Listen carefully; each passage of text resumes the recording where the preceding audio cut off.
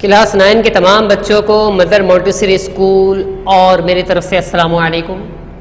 امید ہے آپ تمام بچے خیریت سے ہوں گے۔ اردو لازمی کلاس 9 اور اس کا 5واں سبق نظریہ پاکستان۔ نظریہ پاکستان آج ہم شروع کر رہے ہیں۔ صفحہ نمبر 40 سے آپ کے سامنے دیکھیے گا نظریہ پاکستان، اور تحریر کچھ اس طرح ہے۔ بسم اللہ الرحمن الرحیم۔ مسلمانوں نے ہمیشہ رواداری کو اپنا شیوا بنایا ہے، لیکن جب کفر و الحاد اپنا غلبہ حاصل کرنا چاہتا ہے تو مسلمان اس کے مقابلے کے لیے ڈٹ کر کھڑا ہو جاتا ہے۔ بادشاہ اکبر کی بیجا رواداری اور ملک کی سیاست میں ہندوؤں کے عمل دخل کی وجہ سے ملک میں کافرانہ طور طریقے اس قدر رائج ہو گئے تھے کہ مسلمانوں کی آزادی خود ان کے دینی معاملات میں بھی ختم ہو گئی تھی۔ چنانچہ اکبر کے آخری دور میں اسلام کی سربلندی کے لیے حضرت مجدد الفسانی رحمہ اللہ تعالی کھڑے ہوئے۔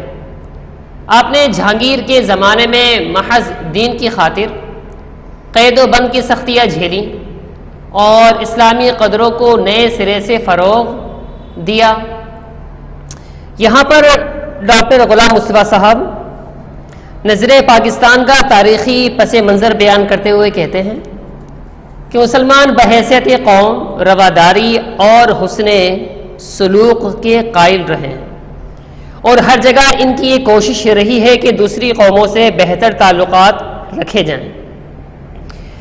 بر صغیر میں بھی ان کا یہی رویہ رہا، لیکن جب کبھی بھی بے دین طاقتوں نے اسلام پر غالب آنے کی کوشش کی تو مسلمان بے خوف و خطر ان کے مقابلے کے لیے کھڑے ہو گئے۔ ہندوستان میں مسلمانوں کی حکومت صدیوں سے تھی، لیکن جب شہنشاہ اکبر کا دور آیا تو اس نے ضرورت سے زیادہ دوستی اور رواداری ہندوؤں کے ساتھ رکھی، جس کے نتیجے میں ہندو ملکی نظم و نسق میں دخل دینے لگے اور کافرانہ طور طریقے ملک میں رائج ہونے لگے، یہاں تک کہ مسلمانوں کو اپنے مذہبی معاملات میں بھی آزادی نہ رہی۔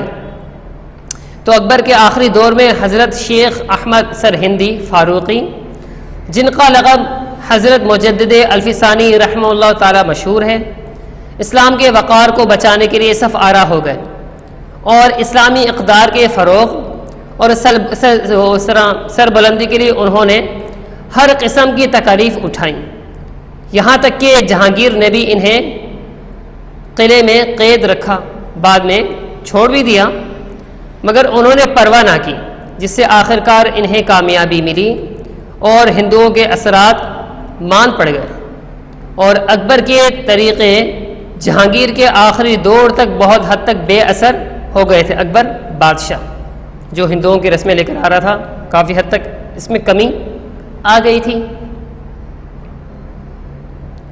ان کے اثر سے شاہ جہاں، آپ کی بک میں لکھا ہوا ہے، ان کے اثر سے شاہ جہاں اور اس کے بعد اس کا بیٹا اورنگزیب دین کا خادم بنا، لیکن اورنگزیب کے بعد ہی اس کے بیٹوں کے باہمی نفاق اور کمزوری کی وجہ سے مغلیہ سلطنت کا زوال شروع ہو گیا۔ مرہٹوں اور ہندوؤں کے کئی گروپ نے سر اٹھایا، انگریزوں نے اپنے قدم جمائے اور ملک میں انتشار پھیل گیا، لیکن ایسے گئے گزرے حالات میں بھی قوم کو فروغ دینے اور اسلام کی سربلندی کے لیے میسور، دیکھیں آپ کا اگلا پیج،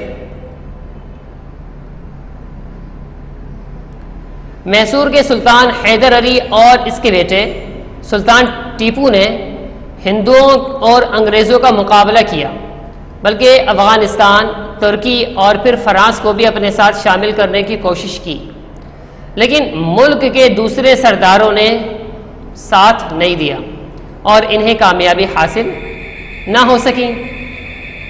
تو مطلب یہ کہ اکبر کے بعد اورنگزیب اور اس کے بعد یعنی کہہ سکتے ہیں کہ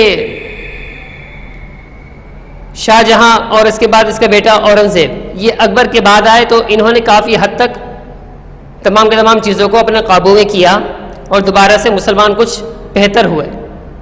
لیکن اورنگزیب کے بعد جو اس کے بیٹے تھے تو ان میں آپس میں کچھ نفاق اور ان کی کمزور کی وجہ سے جو مغلیہ سلطنت تھی اس کا زوال شروع ہو گیا. تو اس طرح جسے کہا جا رہا ہے کہ مرہٹوں اور ہندوؤں کے کئی گروپ بن گئے. اور جب کئی گروپ بنے تو انہوں نے سر اٹھایا. ان کا دیکھا دیکھی انگریزوں نے بھی اپنے قدم جمانے شروع کر دیے اور اس طرح دوبارہ سے مسلمانوں کے اوپر ایک مشکل وقت آیا. لیکن پھر دوبارہ سے اسلام کی سر بلندی کے لیے میسور کا جو سلطان تھا حیدر علی اور اس طرح اس کا بیٹا سلطان ٹیپو، پھر انہوں نے ہندوؤں اور انگریزوں کا مقابلہ کیا.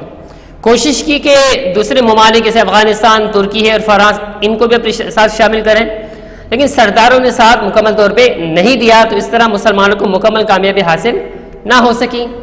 دیکھیں آگے صفحہ نمبر 41 چل رہا ہے.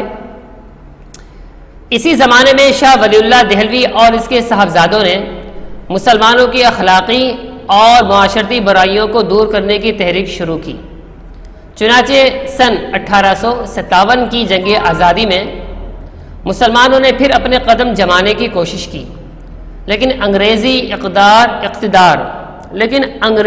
اقتدار مستحکم ہو چکا تھا، اس لیے انہیں کامیابی نہ ہو سکی. اس زمانے میں سر سید نے مجبوراً انگریزوں سے مفاہمت کو غنیمت جانا اور مسلمان قوم کی اخلاقی اور تہذیبی اصلاح پر توجہ دی اور ان کے دلوں سے احساس کمتری کو دور کرنے کی کوشش بھی کی. تو یہاں پر کہہ رہے ہیں کہ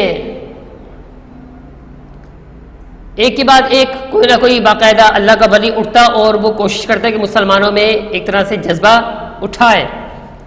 تو بالآخر شاہ ولی اللہ محدث دہلوی اور ان کے صاحبزادوں نے کوشش تو کی اپنے طور پر کہ ان برائیوں کو ختم کیا جائے، لیکن 1857 کی جنگ آزادی کے موقع پر تقریباً انگریز بہت زیادہ مضبوط ہو چکا تھا اور مسلمانوں نے کوشش کی کہ 1857 کے موقع پر انگریزوں کو ڈھیر کرے، کوئی ایسا کام کرے کہ اسے انگریزوں کو نقصان پہنچے، لیکن ایسا ممکن ہو نہ سکا اور مسلمان ڈھیر ہو گئے. خیر اس زمانے میں سر سید نے مجبوراً انگریزوں سے مفاہمت کی اور پھر باقاعدہ انہوں نے کوشش کی کہ پھر مسلمانوں کو ان کی جو اخلاقی پستی ہے اس سے ان کو نکالا جائے. اور وہ جو بیچارے ایک طرح سے ڈوب گئے ہیں اور غلام بن گئے ہیں تو ان میں تھوڑی سی ہمت بڑھائی جائے. تو اس کے لیے پھر انہوں نے باقاعدہ مسلمانوں پر توجہ دینا شروع کر دی اور ان کے اندر جو احساس کمتری تھی اس کو دور کرنا شروع کیا. ٹھیک ہے، انشاءاللہ کل اگلی ویڈیو میں ہم یہاں سے سن 1857 یہاں سے پڑھیں گے. اپنا خیال رکھیے گا. السلام علیکم.